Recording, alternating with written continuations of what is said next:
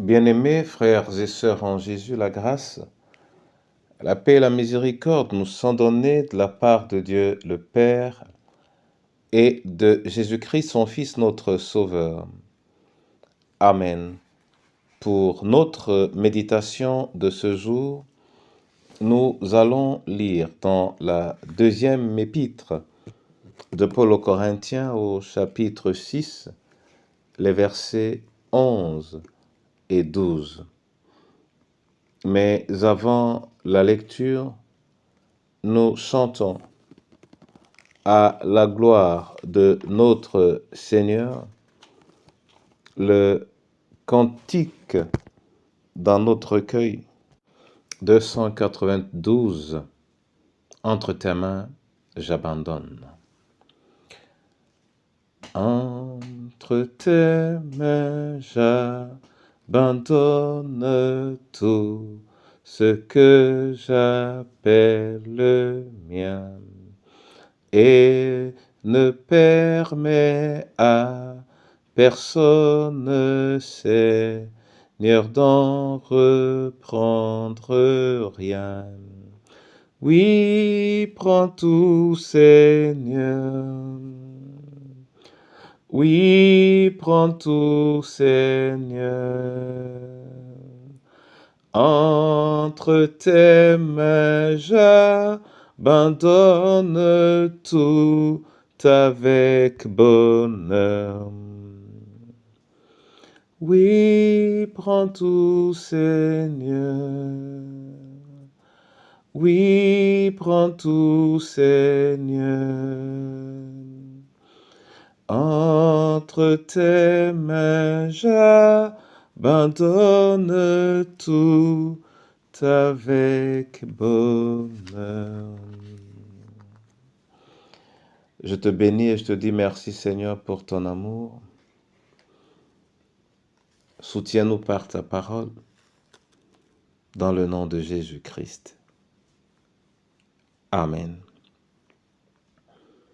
2 Corinthiens 6, 11 et 12, là il est écrit: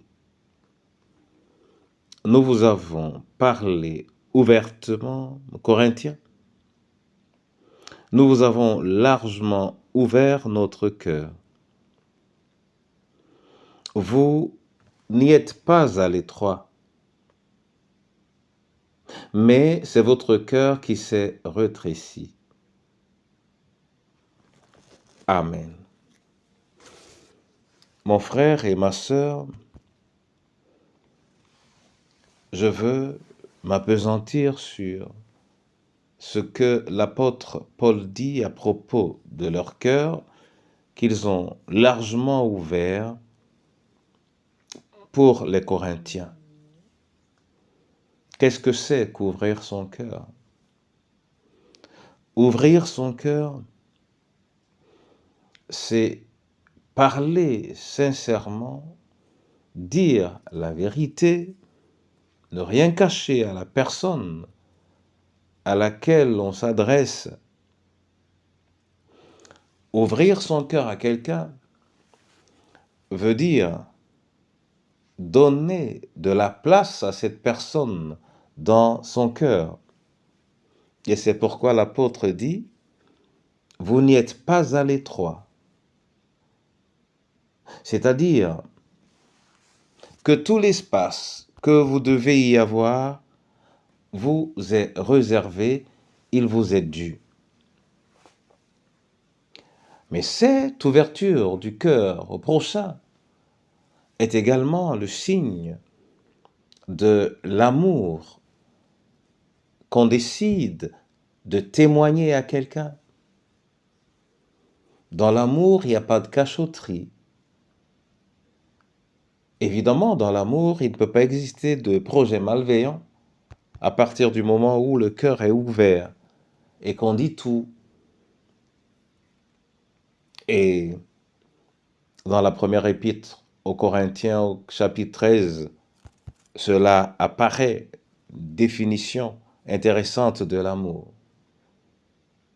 Cette parole nous appelle donc, nous invite à grandir dans notre expression d'amour vis-à-vis des uns et des autres, à grandir. Comme par exemple dans un couple, je pense, on apprend à aimer et on aime de plus en plus et de mieux en mieux, on grandit dans l'amour.